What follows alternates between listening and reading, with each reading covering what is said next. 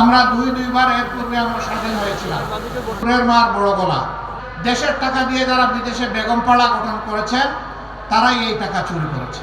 ওদের কাছে সম্পদ এবং টাকাই বড় কথা।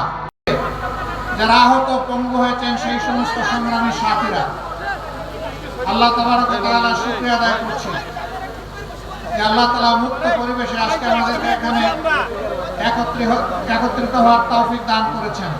শিয়া বাটার ও ভিটামিন ই সমৃদ্ধ lily glam beauty soap. Lily, always beautiful. আমরা দুইবার এর পূর্বে আমরা স্বাধীন হয়েছিলাম 47-এ 71। যারাই স্বাধীনতা লগ্নে জাতিকে ওয়াদা করেছিলেন যে সমস্ত অধিকার ফিরিয়ে দেওয়া, তারা কেউ অধিকার ফিরিয়ে দেন, তারা কথা রাখেননি। তারা দফায় দফায় জাতির সাথে বেইমানি করেছে। জাতির প্রত্যাশা পূরণ হয়নি। বিশেষ করে স্বাধীনতার পর এখন পর্যন্ত, এই সালের 5ই আগস্ট পর্যন্ত যারা এদেশের মুক্তিযুদ্ধ এবং স্বাধীনতাকে নিজেদের মৌরসী তালুক মনে করতেন, তারা চেতনার কথা বলতেন। চেতনার কথা বলে বলে এই জাতিকে তারা লুণ্ঠন করেছেন, গণহত্যা চালিয়েছেন।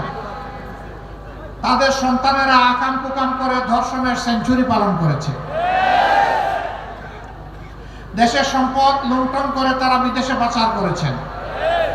শুধু তাদের এই গত 15.5 বছরের আমলে যার হিসাব বের হয়ে এসেছে 26 লক্ষ কোটি টাকা, যা বাংলাদেশের বার্ষিক বাজেটের প্রায় 5 গুণ। দেশের সম্পদ শুধু বিদেশে যা পাচার করেছে, আর দেশে যেখানেই তাদের হাড়িতে হাত ঢুকছে সেখানেই টাকার ঘন। একটা পদ্মা ব্রিজ তৈরি করতে যে পরিমাণ টাকা খরচ হয়েছে তাই দিয়ে কমপক্ষে 4টা পদ্মা ব্রিজ তৈরি করা যেত। তাহলে বাকি 3টা গেল কোথায়? দেশের টাকা দিয়ে যারা বিদেশে বেগমপাড়া গঠন করেছেন তারাই এই টাকা চুরি করেছে। কিন্তু চোরের মার বড় গলা।